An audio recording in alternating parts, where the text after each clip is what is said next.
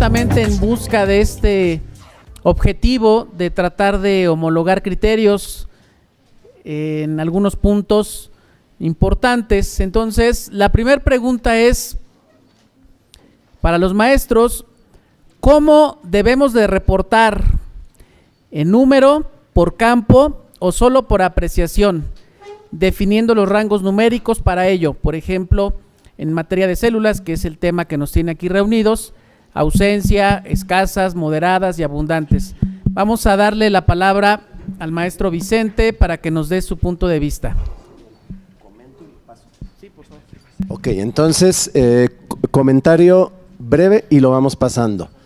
Bien, entonces, yo a lo que me he convencido más en el paso de los años y viendo la cantidad de pacientes que hemos visto en ese hospital es que es mucho más importante identificar lo que le dé el diagnóstico y la salud al paciente que contar lo que está ahí.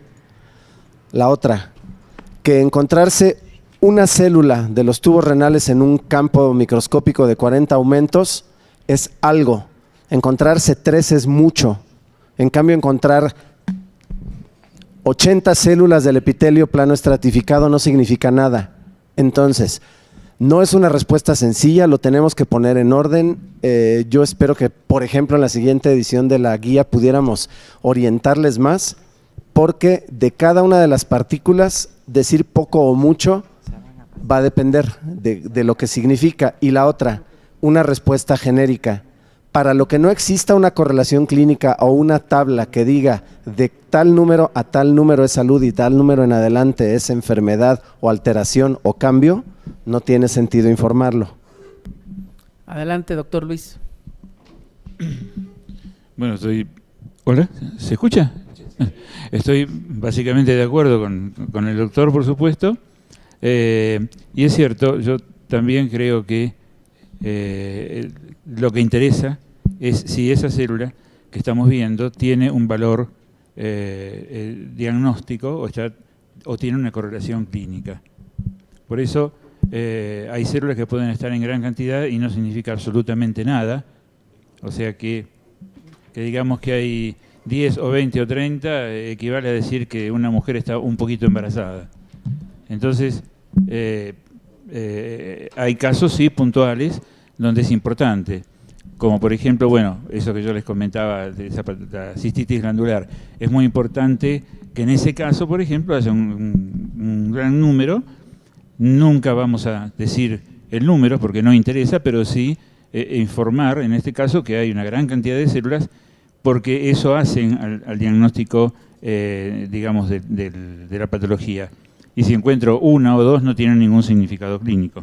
Así que también, de acuerdo con lo que decía el doctor, estamos hablando de expresar la cantidad, pero siempre que tenga una correlación clínica, si no, nada. Adelante, maestro. Yo pienso y sigo neceando que por qué seguimos con la idea de cuantificar.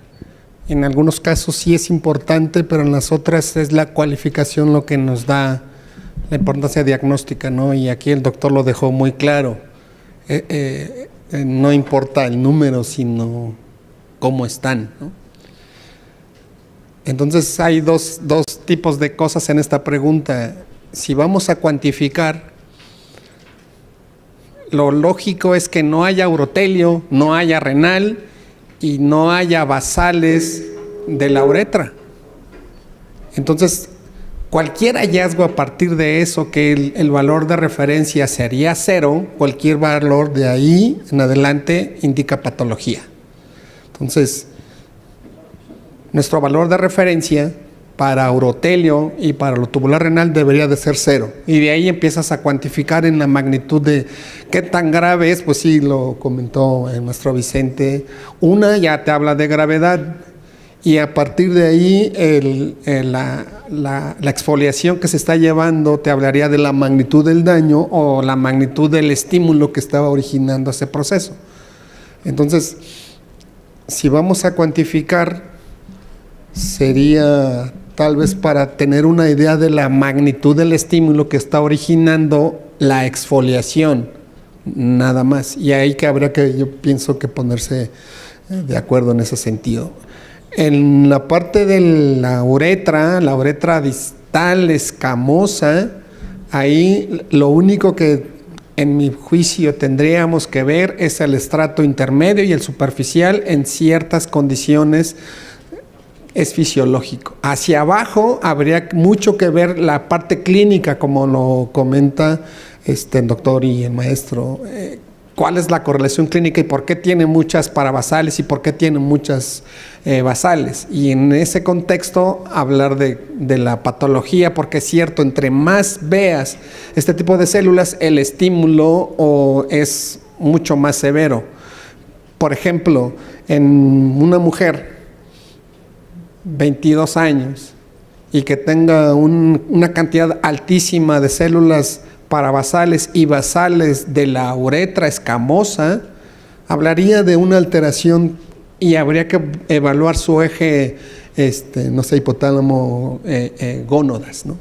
Te estaría gritando el paciente, ¿no? Y toda la sintomatología ahí iría hacia buscar, no sé, un hipoestrogenismo de alguna razón en un paciente así. Entonces, es muy interesante, sí, la cuantificación, pero el contexto, como lo dijeron, y la cualificación asociada a esos cambios, ¿no? Entonces, es una pregunta difícil de contestar porque no hay que encasillar todo como si los pacientes se comportaran de la misma manera. Es el contexto lo que más te va a dar, más que el número, el contexto de las cosas, ¿no? Eso es lo que yo... ¿Verdad? No sé. Gracias. Vamos